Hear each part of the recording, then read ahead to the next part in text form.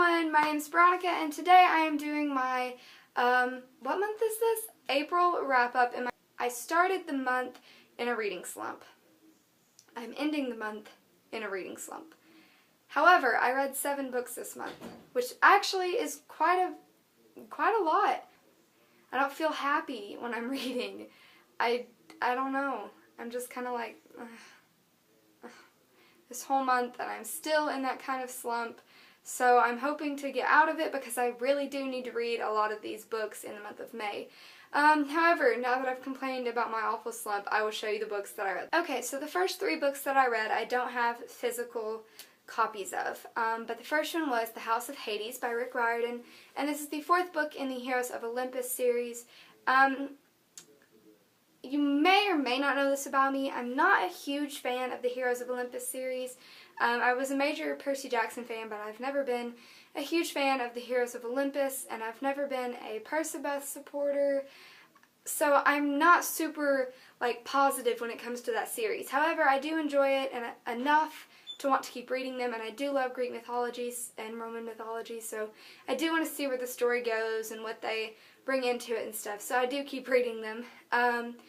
This book, though, needed to be called The House of Character Development because every single character is finally developing. This book is what I've been waiting for. It was not, the best book I've ever read, but it is by far the best one in the series so far, and I'm finally like, Rick, buddy, you got it right.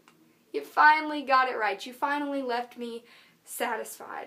So I gave this book 4 out of 5 stars. The next book I read is Recovery Road by Blake Nelson, and I was at the library getting House of Hades when I saw the spine of this book, and I thought it was really cute, and I liked the cover too, so I was like, you know what, I'll go ahead and get it. This book is about a girl who is in rehab for alcohol, and she meets a guy while she's there, and they kind of fall in love, and the book is mainly about them trying to pursue a relationship outside of rehab, or at least that's what the inside flap leads you to believe. That's part of the story, but the story is more than that. It's mainly just about her recovery, and it has their kind of romance intertwined, but mainly it's about recovery. This book left me with a lot of emotions, and it personally impacted me a lot. It was a phenomenal book, and I gave it 5 out of 5 stars. The next book I read was Stolen by Lucy Christopher, and I hated this book a whole lot. I'd heard some good things about it on BookTube, and it sounded really interesting. It's about the whole book is just a letter from a girl to her captor, the guy who stole her.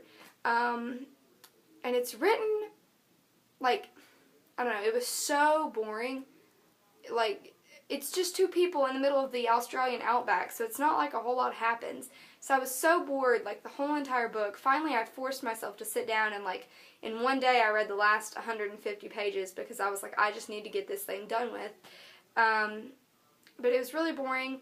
One thing the author does really well with is she includes Stockholm Syndrome, which is when a kid, a victim of kidnapping or something, falls in love with their captor or feels bad for them or, doesn't want to press charges because they, understand them or whatever. And so the author does a really good job at making you experience this because the whole entire book, I felt more emotionally attached to the captor than the captee or whatever she's called. She annoyed me the whole book, and I actually liked the guy who kidnapped her, so that kind of messed with my emotions, and the whole book messed with my head, and I was left with a bunch of questions. So because of those questions and stuff, and because I cried at the end, I gave it 2.5 stars, and that's being kind of lenient. So, yeah. The 4th book I read is The Bad Beginning by Lemony Snicket, and this is the first book in the series of unfortunate events, and I started this series when I was in elementary school, which is kind of the target age, elementary, middle school, but I only read the first book.